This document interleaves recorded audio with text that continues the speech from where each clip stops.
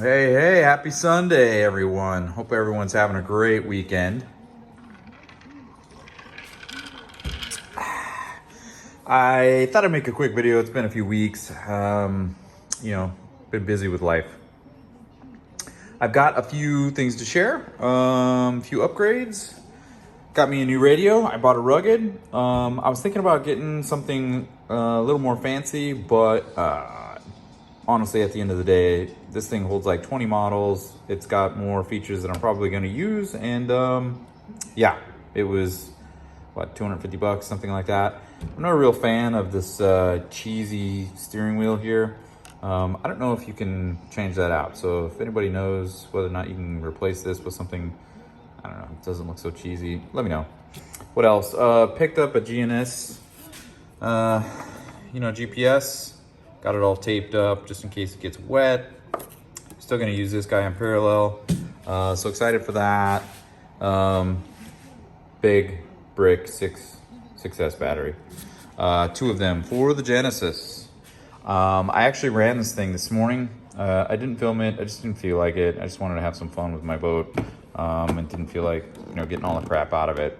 I also, I think I mentioned this already, but I installed this dual rudder here, pickup. I didn't get a chance to find out whether or not it was doing very well because I ended up getting a lot of water in the boat.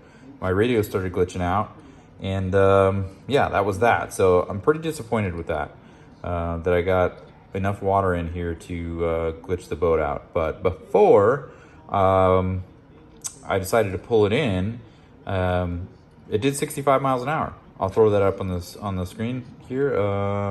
So yeah, that's pretty cool, especially for stock props, big ass heavy batteries, like I said, stock electronics. I mean, 65, I'll take it. On that note, a few things that I don't like about this this boat out of the box, I guess. And this goes with any other car or boat, right? Like, you're gonna end up upgrading it some way, somehow. The zip ties they give you to just basically zip tie this thing down to the tray, that is shit. Absolute shit. I tried it because, hey, that's the way it comes, right? But, and the reason I tried it is because, all of the new boaters that may be watching this, they're going to be unhappy. So if you do end up watching my video, go get yourself a servo mount, some epoxy, and epoxy that bad boy down to the tray, and you'll be good to go. This thing's got way too much torque to even think about using the zip ties. The damn thing's going to move around all over the place, and you're going to be unhappy. Speaking of epoxy, I truly don't... I have a few different ones here. Some of these are for work, but this is, you guys know what G-Flex is. I have a 5-minute and a 1-minute. I use these both for work purposes, but I also use these for the hobby. I use the 1-minute, I mix it up, especially after I know where it's gonna go, boom, done. It starts curing within 1 minute, starts hardening anyway, and then I wanna say like 6 hours later, it's hard as a rock, good to go. I love this stuff. I don't go and mix up a bunch of the G-Flex, and there's probably gonna be some people here that say, oh my God, I can't believe you're using that, hardware store stuff, but it works, and I really don't care. What else? Shout out OG Paperboy, the doctor. A few other things that I don't like about this platform right out of the box. Cooling, obviously. When I got this, these props didn't fit. What I mean by that is that after you put everything on, meaning the assembly, because the flex shaft is already in the boat, it's not going anywhere. They screwed up when they sent this out, and they didn't have it wasn't long enough. So the quality department clearly didn't try to put this together. I had to put different drive dogs on here just so that I could get this guy here to fit, so that I could run the boat. So that was really disappointing. Not to mention the water getting in the boat. That I don't know where that's coming from, because all my hoses are good. I assume it's coming from the flex flex cable stuffing tube. There's grease in there and all that. And I've only run this twice, so yeah, I'm not too impressed with that. The other thing I don't like about this is, you know, the tray is already coming up. What else? If you're gonna run 6S or anything larger than that, as far as, you know, big ass batteries, you better think ahead. I truly didn't really. There weren't too many options out there, to be honest with you, with that are readily available for 6S brick batteries that are small. So I went with this because I did a quick measure and I'm like, yeah, it'll fit in there, screw it. But I had to take out the tray. With the tray, they'll actually fit in there, but you have to kind of rig them in there sideways, and then they kind of sit flat a little bit, cattywampus. So I took the trays out and they actually fit in there better. Okay. I think I'm gonna cut those out. That's like 2 or 3 millimeters, the mounts.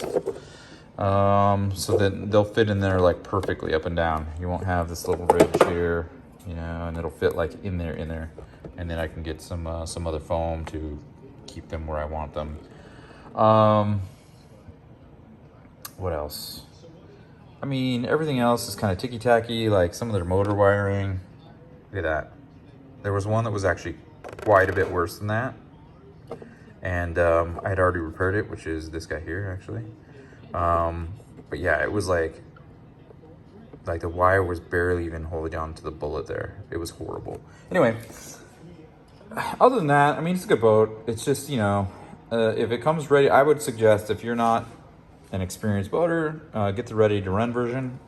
This one was the almost ready to run because I already had a servo and a radio. So, and obviously I was planning to buy batteries, but if you're new to boating, I would get the ready to run version. Just so that it comes with these things and you're not frustrated right off the bat. Because you're gonna end up also bending your steering rod cable. And if it comes ready to run, it's literally ready to run, right? So other than that, guys, I don't know how many more videos I'm gonna be posting. Maybe it's purely gonna be just of this guy and the upgrades I do to it. And unfortunately, it's because of my climate. I'm down in Florida and it's hot as balls down here. Our average temperature is about 90, and then our average humidity is like 80 right now. It is sweaty ball sack hot. I mean, whew, it's hot down here right now, which means the water temperatures are also very warm. They're at like 70 degrees, 75 degrees. It's gross. It's not even really refreshing. But I like Florida. Florida's tight. I like Florida. Yeah, so I could end up doing just a lot of updates on all this stuff. But we'll see. Anyway, this has gotten to be a long video. We're almost at 9 minutes here. So yeah, you guys enjoy. I'll be back. I'll come up with some kind of content here for you, and maybe some short runs just to make sure I don't burn these things up. And yeah, cheers everyone.